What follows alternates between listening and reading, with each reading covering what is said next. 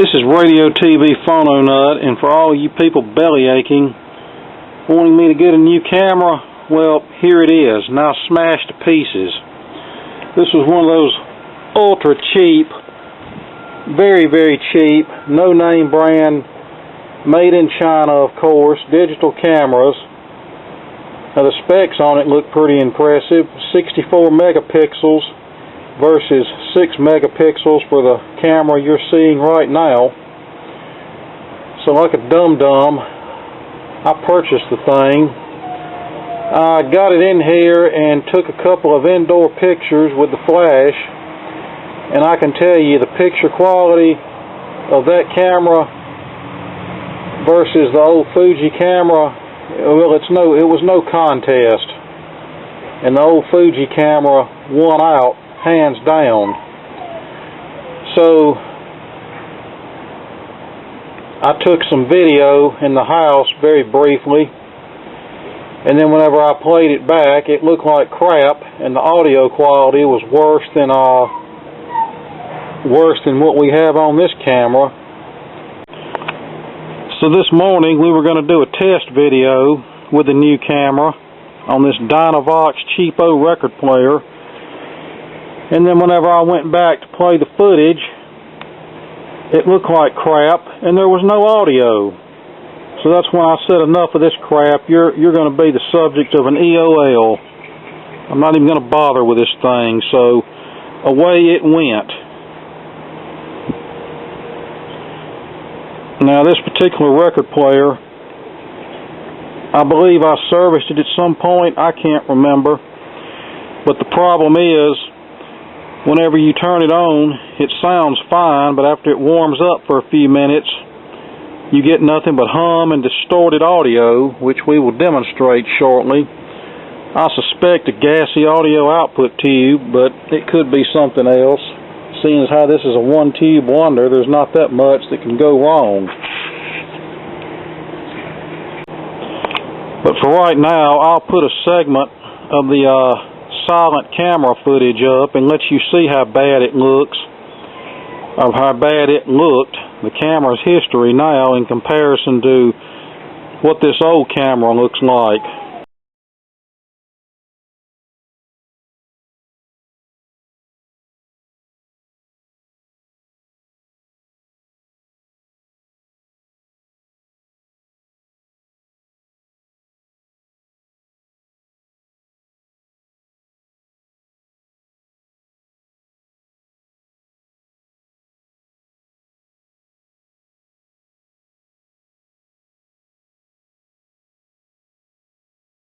Okay, so there you go, about 30 seconds of lousy video with no audio.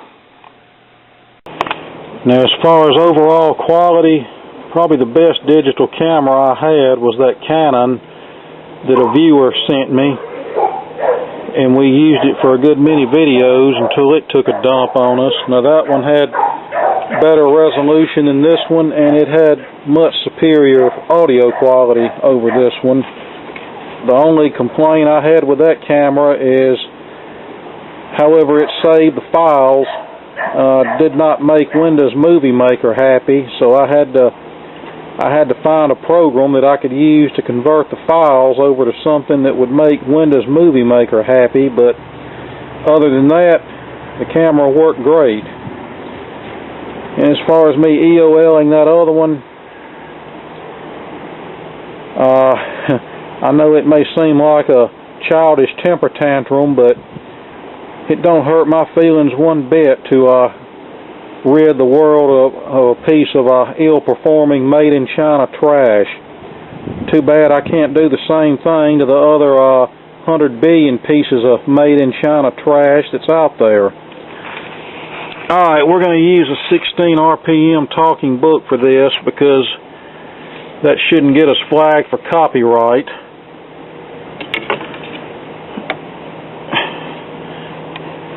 And of course the battery is going to go dead just when I'm trying to do this. Hopefully it's had time to cool off from the last episode. to where it will sound normal now. Miss Webster travels widely. Okay. Much time in Italy. As you can tell, it sounds normal now, but we're going to let it heat up for about 5 or 10 minutes, and you'll hear what it's doing. And now it's nothing but hum central and very distorted audio. So let's open this thing up and see what we got. And yes, I have rebuilt this at some point. This uses 2 tubes, a 35W4 rectifier and a 50C5 output tube. Now I'm going to let it cool down, then we're going to clip a DC voltmeter onto the control grid of the audio output tube, and as the tube warms up and its condition worsens as far as it being gassy, then that grid voltage should start swinging positive. And while we wait, I'll just tell you, 50C5s are getting rather pricey. Now you can still find cheap ones if you look, but Antique Electronics Supply, I believe, is getting $25 for one. And there's another place called Tube Depot that I've dealt with. I think theirs are about $40, which is plumb nuts, considering that a lot of the equipment that a 50C5 goes in is not even worth $40, or even $25 for that matter.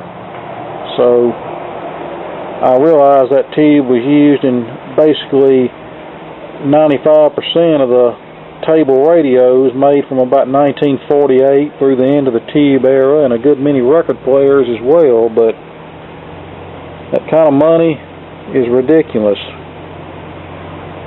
And that may be one of those tubes that the Russians or Chinese or somebody, oh, here comes our smart butt with his loud car, might have to start making again to keep up with demand, because once the new old stock has exhausted itself, then of course that'll be it. And the 50C5 is a fairly high failure tube. They either get very weak or they get gassy, like what I suspect this one is. And for the record, I've had a lot better luck with the older octal 50L6 variety than I have with the miniature tubes. Okay, letting it warm up while we monitor the control grid voltage. Right now it's okay. Got about 0 volts on it. So now I'll turn the camera off and let it warm up and see what we get. Alright, we're starting to get a slight positive voltage on the control grid now, 0.1, 0.2 volts as it starts to act up, but it has not reached its peak yet. Now we're getting up to like 0.3, 0.4 volts, 0.5 volts, 0.6 volts, 0.7 volts.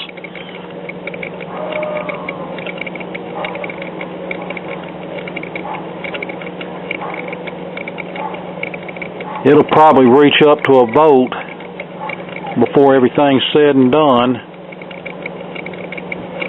See, it's jumping around all over the place. 0.7, 0.8 volts. And I'm starting to hear a little hum in the audio with the volume turned down. Okay, we're up to a volt now. I just want to see what it settles on at its worst performance. So let's let it start humming like crazy and see. 1.1 volts.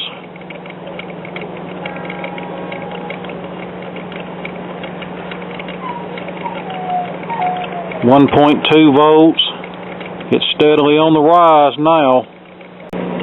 Well, now it's back to like 1 volt when I turn the volume up. Lots of humming, so I think we've proven our point. Here's another 50C5 out of something else. I don't know how good this is, but let's put it in and find out. Okay, there it is with the other tube, so we'll let it warm up a while and make sure it stays that way. Would you believe the second tube was gassy as well, that I removed from a radio of unknown condition? It wasn't as bad as what came out of it, but it was bad enough to make it unusual, unlistenable. This has been on about 45 minutes now.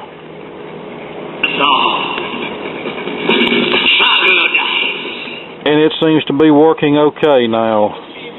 So we're going to put it back together and call it a day.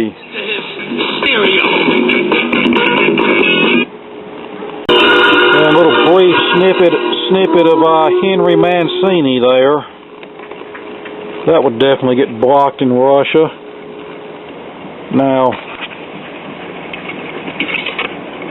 as far as that piece of junk camera, I've had old cheap film cameras that took better pictures than that thing did, and it brings up a point that all of the utter garbage that's coming out of China today, and I know already there's going to be some comments on this video calling me a racist and all that good stuff for talking about China. Well, it's nothing against people from China. I have nothing against Chinese people. I have a lot against the crap that comes out of China that's not worth the effort.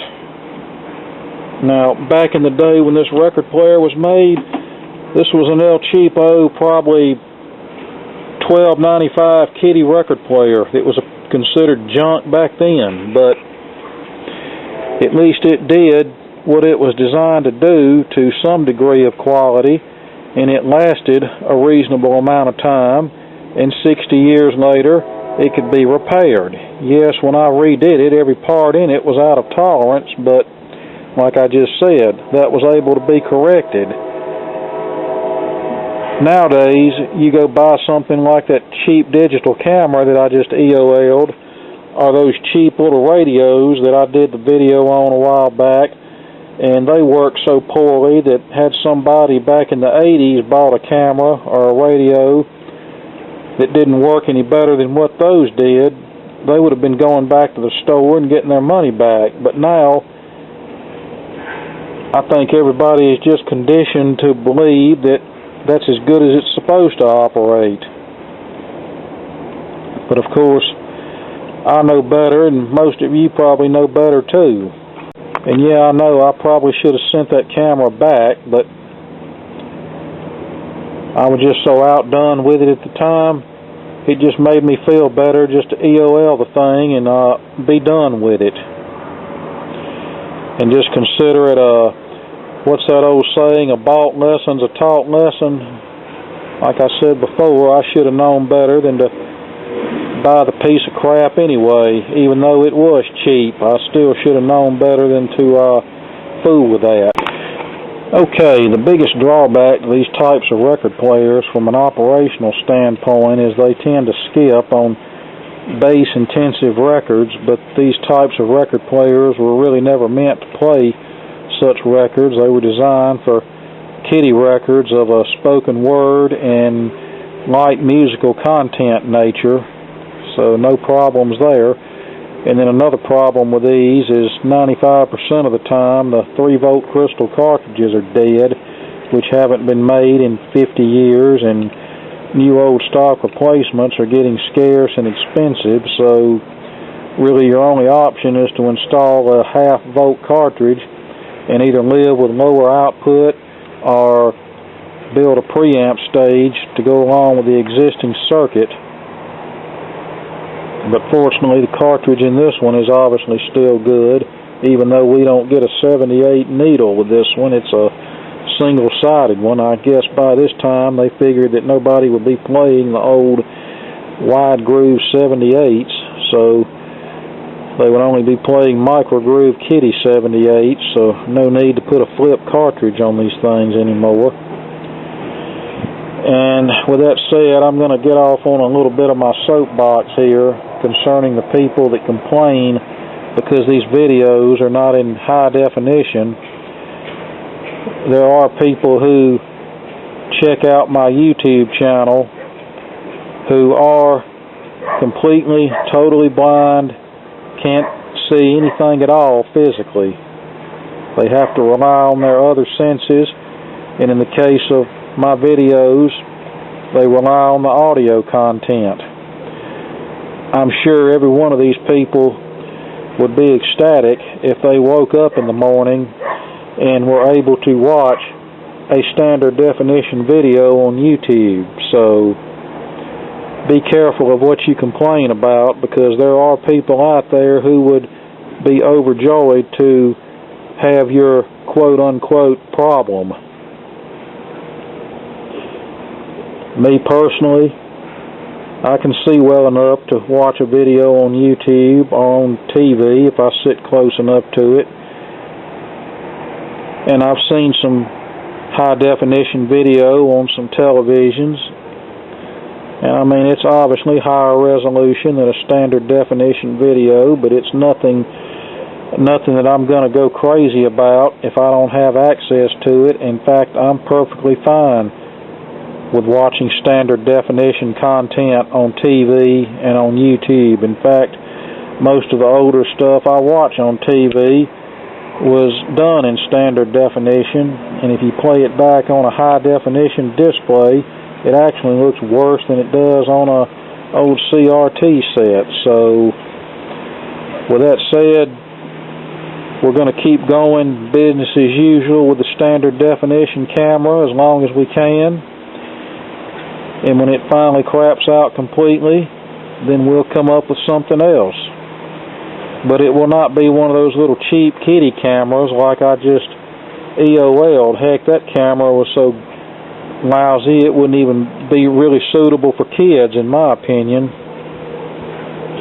I know whenever I was a kid, I had a little 110 film camera that's probably still here somewhere. And the pictures on that cheap camera were professional grade in comparison to what we got off of that camera that I just smashed to smithereens. Okay, so that's about all I've got for this. The Dynavox is back working for now. We have two 50C5s that we can throw in file 13 and let them outgas there. So, with that said, I hope you enjoyed this. I hope you got something out of it, and more to come later. Is your Masters of the Universe read-along book. Every time you hear this sound, it means it's time to turn the page in your storybook. Now, we are ready to begin our adventure. Open your book, and we will start the story of Castle Grayskull. And remember, when you hear the sound, turn the page. Silhouetted against the dark sky, deep within the evergreen forest on the planet Eternia. This is the story of Brer Rabbit and the Tar Baby. You can read along with me in your book. You will know it is time to turn the page when you hear the chimes ring like this. Let's begin now. Brer